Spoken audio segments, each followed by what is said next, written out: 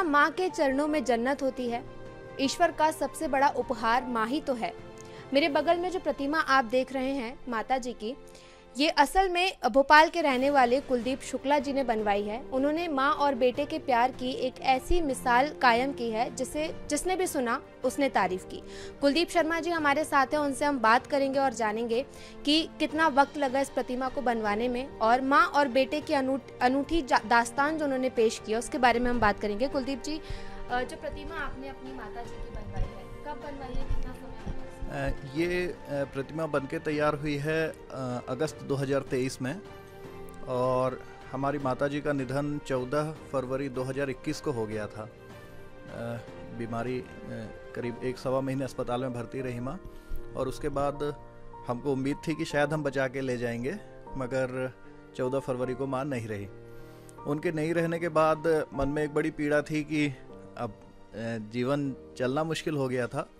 माँ के नहीं रहने के बाद जब उनका पहला जन्मदिन हुआ 31 जुलाई को 2021 में, तो हमने आश्रम वृद्धाश्रम है भोपाल में, वहाँ एक छोटा सा कार्यक्रम किया था भजन संध्या का। और उस कार्यक्रम में हमने ये मन में विचार किया कि हम माता जी के नाम से कुछ ऐसा निर्माण करवाएंगे या कुछ ऐसा करेंगे कि उनका नाम सदियों तक रहे आए। तो वृद्धाश्रम में माता जी के नाम से एक बड़े भवन का निर्माण किया, कक्षों का निर्माण किया। तो जब उसका निर्माण चल रहा था और ये तैयारी हो रही थी कि इस वृद्धाश्रम का अब उद्घाटन होना है, तो उस समय मेरे मन में विचार आया कि एक माता जी की प्रतिमा भी होनी चाहिए, जो हम यहाँ पहले मेरे मन में था कि हम उसको वृद्धाश्रम में रखेंगे, जैसे चौराहों पे प्रतिमाएं होती हैं मेटल की। तो उस प्रतिमा के बारे में जानकारी लेने के लिए मैं भोपाल के मंडीदीप में एक मूर्तिकार हैं श्याम पंडित जी, उनसे मिलने के लिए गया। तो उन्होंने कहा कि सर, आप मेटल की मूर्ति बनवाएंगे और वृद्धाश्रम में रखेंगे तो क्या पता लोग उसकी केयर करेंगे या नहीं करेंगे, तो मैं आपको सलाह ये देता हूँ कि आप सिलिकॉन का एक प्रतिमा बनवाएं जो बिल्कुल जीवंत लगेगी, और उसको आप अपने घर पर रख सकते हैं। एक वैक्स के प्रतिमा की भी सलाह दी थी, लेकिन उसके लिए ये ज़रूरी था कि हम हमेशा उसको टेम्परेचर कंट्रोल में रखें, एसी में रखें। तो फिर ये तय हुआ कि सिलिकॉन की प्रतिमा हम बनाएंगे, और इसको बनने में तो कम समय लगा, लेकिन प्रतिमा को फाइनल होने में 6 महीने से ज़्यादा का समय लगा, क्योंकि वो पहले मुझे डिज़ाइन बना के भेजते थे मिट्टी की कि ये माता जी से मिलती जुलती है कि नहीं, और हर बार मैं उसको खारिज कर देता था, क्योंकि हमने जन्म से लेके अभी तक माँ को देखा है, तो हमको पता है कि उनके चेहरे में हंसती हैं तो कहाँ निशान आते हैं, कहाँ पे तिल है, भौहें कैसी रहती हैं, तो वो मिलान नहीं हो पा रहा था। एक बार ऐसा आया कि श्याम पंडित जी ने मुझे मना कर दिया कि सर, आपके इतने सुधार हैं, हम तो नहीं कर पाएंगे।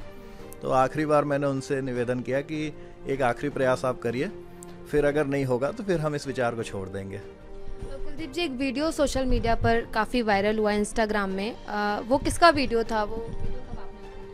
ये प्रतिमा जब बनकर आई तो उस समय वृद्धाश्रम का उद्घाटन था। हमारे परिवार में किसी को भी नहीं पता था कि कुछ इस तरह का भी होने वाला है। तारक मेहता का किरदार निभाते हैं जो श्री शैलेश लोढ़ा जी, उन्होंने मंच से घोषणा की कि हमारे एक मुख्य अतिथि अब आएंगे।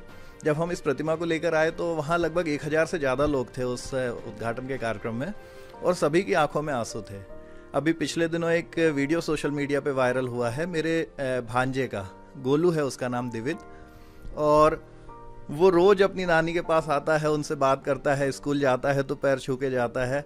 वो ये मानता ही नहीं है कि ये नानी नहीं है, वो मानता है, बच्चा है 2-3 साल का, उसको लगता है कि नानी है। तो उसको अपनी मम्मी की शिकायत करनी होती है तो नानी से करता है, कुछ अच्छा होता है तो नानी को आके बताता है। तो वो नानी से बात कर रहा था और छुप के मेरी दीदी ने वो एक वीडियो बनाया और उसे इंस्टाग्राम पे लोड किया।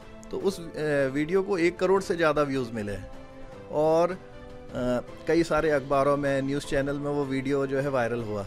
वो पहला वीडियो था जो वायरल हुआ, या फिर सोशल मीडिया पे आप एक्टिव रहते हैं और इस तरीके के पोस्ट? नहीं, ये पहला वीडियो है जो इतना वायरल हुआ, वरना तो सामान्य जैसे सामान्य लोग रहते हैं उस तरह से हम लोग भी हैं, लेकिन वो वीडियो कुछ ज़्यादा वायरल हो गया और लोगों ने बहुत पसंद किया इस प्रतिमा को। बहुत सारे लोग उस वीडियो में ये मानने को तैयार नहीं है कि ये प्रतिमा है, क्योंकि जब गोलू बात कर रहा है तो माता जी की उंगलियां इस तरह से हिल रही हैं, तो लोग कह रहे हैं कि आप गलत कह रहे हो कि ये प्रतिमा है, वो नानी केवल बैठी हुई हैं और वो असली में है। कुलदीप जी, वैसे तो माँ से सभी प्यार करते हैं, सभी को अपनी माँ बहुत प्यारी होती है, लेकिन आपने जो किया, एक प्रतिमा अपनी माँ की बनवाई, आपका रिश्ता आपकी माँ के साथ कैसा था? कुछ माँ के साथ मुझे लगता है कि मेरा क्या सभी का रिश्ता बहुत अच्छा होता है और सारा स्नेह सारा प्यार माँ से मिलता है। प्रकट करने की बात है कि अलग अलग तरह से हम उसको प्रकट कर पाते हैं। माँ के नहीं रहने के बाद मेरे मन में जो भाव है कि माँ से हमको जन्म मिला, तो मेरी ये जिम्मेदारी है कि जब तक मैं हूँ और जब मैं ना भी रहूँ तो भी माता जी का नाम हमेशा रहे। और उसी के लिए हम माता जी के नाम से वृद्धाश्रम का भवन बनवाए हैं और माता जी के नाम से हर साल एक मेडिकल कैंप का आयोजन करते हैं। तो ये सारी गतिविधि इसलिए कि उनका नाम हमेशा बना रहे। और वो थी भी ऐसे ही, उन्होंने बहुत सारे लोगों की मदद की। हमेशा एक दो पंक्तियां हैं कि उसका होना छाँव सरीखा लगता था, थक जाऊं तो ठाव सरीखा लगता था, आते जाते सबसे बोला करती थी, माँ थी तो घर गांव सरीखा लगता था। तो जब मेरी माँ थी तो उस समय हमारे घर में सूनापन नहीं होता था। कोई ना कोई घर में हमारे दोस्त रिश्तेदार पड़ोसी हमेशा कोई ना कोई रहे आते थे। और माँ की बात भी मुझे याद है कि हमारे घर में रात में जब खाना बनता था, ख़त्म होता था, तो हम नाराज़ होते थे कि माँ रात में खाना बचा क्यों है। बोले रात बिरात कोई आ गया तो उसके लिए बचना चाहिए। तो ऐसी वो तैयारी हमेशा रखती थी। तो उन्होंने जो संस्कार दिए हैं केवल हम उन्हीं को आगे बढ़ा रहे हैं। जब मैं आपके घर में एंट्री कर रही थी तो मैंने देखा कि आपके घर की जो नेम प्लेट है उस पर लिखा है माँ का घर। तो ये आपने अपनी माँ के देहांत के बाद ये नेम प्लेट ये घर हम भोपाल में शिफ्ट माता जी के नहीं रहने के बाद ही हुए हैं। मेरी पोस्टिंग यहाँ हुई है। तो जब हमने ये घर खरीदा तो गृह प्रवेश जब हुआ तो माता जी की उस समय तस्वीर थी, तो तस्वीर को लेकर हम घर में आए थे और उसी समय ये तय कर लिया था कि ये घर माँ के नाम से ही रहेगा। तो घर का नाम माँ का घर है और कहीं पर भी आप मेरे दस्तावेजों में या घर में भी आप ये नहीं देखेंगे कि स्वर्गीय लिखा हुआ है, क्योंकि हम मानते हैं कि वो हैं और वो हमारे साथ हमेशा रहेंगी।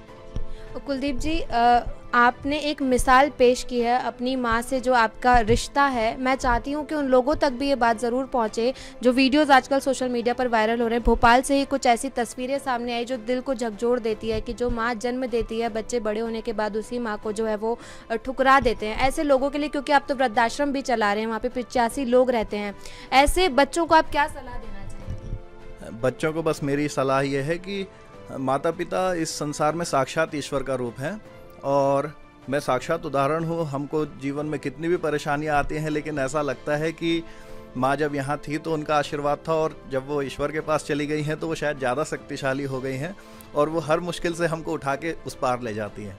तो कोई भी बच्चे हों तो उन्हें अपने माँ बाप की इज्जत करनी चाहिए, उन्हें प्यार करना चाहिए और माँ बाप का आशीर्वाद अगर अच्छा मिलता है तो आप निश्चित ही तरक्की करेंगे और आपको कोई तकलीफ जीवन में नहीं आएगी।